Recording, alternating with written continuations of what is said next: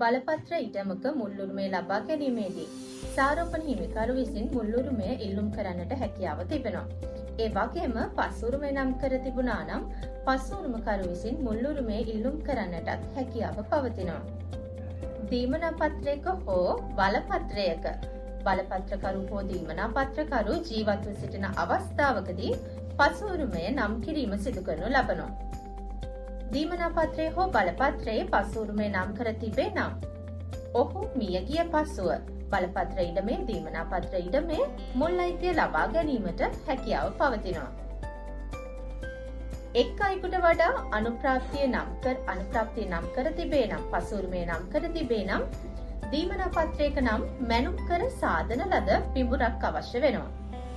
බලපත්‍ර ඉඩමකට පසුරුමය නම් කර තිබුණා නම් එක් අයෙකුට වඩා පසුරුමකරුවන් නම් කර තිබේ නම් අනුප්‍රාප්තිකයන් නම් කර තිබේ නම් ග්‍රාම නිලධාරී විසින් සහතික කරන ලද දළ සටහනක් අවශ්‍ය වෙනවා.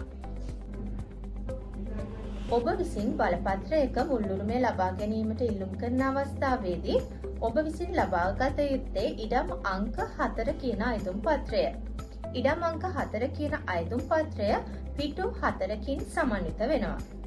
අයදුම් පත්‍රය ජනපද නිලධාරී විසින් නිර්දේශ කිරීමෙන් පසු ප්‍රකාශ ලබා ගැනීම සඳහා කාර්යාලය වෙත කැඳවන අතර ඒ සඳහා පැමිණීමේදී ජාතික හැඳුනුම්පත හෝ අනන්‍යතාවය තහවුරු කරන ලියවිල්ලක් සහ බලපත්‍රයේ මුල් පිටපත ඔබ විසින් රැගෙන යුතුයි. ඔබ විසින් බලපත්‍රයේ මුල්ලුරුමය ලබා ගැනීමේදී අප වෙත ඉදිරිපත් කළ යුතු ලේඛන කිහිපයක් පවතිනවා. නිවැරදිව සම්පූර්ණ කරන ලද අයදුම් පත්‍රය ඒ වගේම බලපත්‍රයේ පිටපතක්, බලපත්‍රකරුගේ උපැන්න සහතිකය සහ විවාහ සහතිකය, බලපත්‍රකරුගේ මරණ සහතිකය, කලත්‍රයා මිය ගොස් නම් ඒ අයගේ මරණ සහතිකය ඉදිරිපත් කළ යුතු වෙනවා. ඒ වගේම පසුරුමය නම් කර තිබේ නම් පසුරුමකරුගේ උපැන්න සහතිකය සහ ඥාතිත්වය සනාථ කිරීමට අදාළව උපැන්න සහතිකය අවශ්‍ය වෙනවා.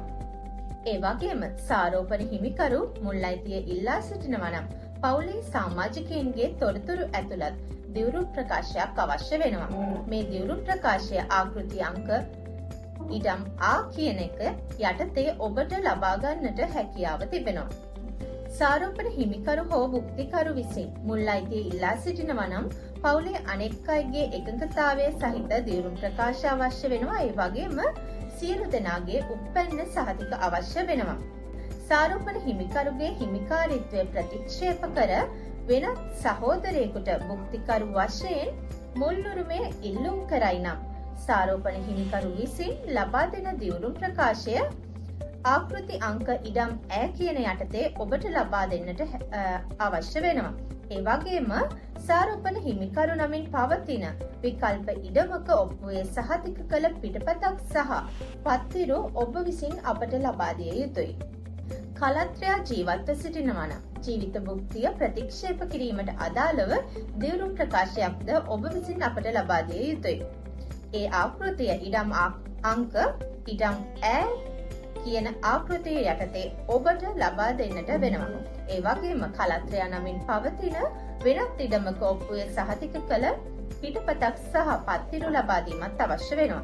ඒ වගේම ඉඩම මැනුම් කර මුල් අයිතිය ඉල්ලුම් කරන්නේ නම් මැනුම් කර සාදන ලද පිබුර, ඒ වගේම නම්වල පිල්ලම්වල වෙනසක් ඇත්නම් පමණක් ඊට අදාළව දිවුරු ප්‍රකාශات ලබා දිය යුතුයි.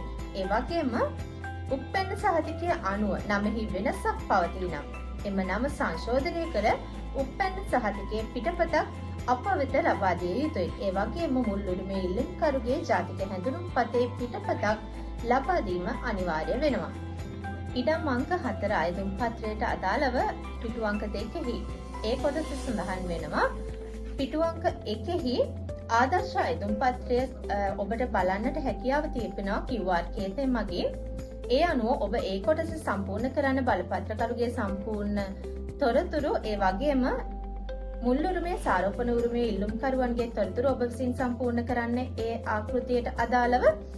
ඒ වගේම පිටු අංක 3හි සඳහන් කරලා තිබෙනවා ඉඩම පිහිටි ග්‍රාම නිලධාරී නිර්දේශය. එම තොරතුරු ග්‍රාම නිලධාරී විසින් සම්පූර්ණ කළ යුතුයි. ඒ වගේම ඉඩමේ දළ සටහනක් මෙහි ග්‍රාම නිලධාරී විසින් සටහන් කළ යුතුයි. ඒ වගේම මෙම අයදුම් පත්‍රයේ පිටු අංක 4 යටතෙහි බලපත්‍රකරු ස්ථීර පදිංචිව සිටි වසමේ ග්‍රාම නිලධාරී සහතිකය ලබා ගැනීම සිදු කළ යුතුයි. ඉන් අනතුරුව විෂ නිලධාරී සටහන ජනපද නිලධාරී නිර්දේශය සහ ප්‍රාදේශීය ලේකම්ගේ අනුමැතිය අප විසින් ලබා ගැනීම සිදු කරනු ලබනවා.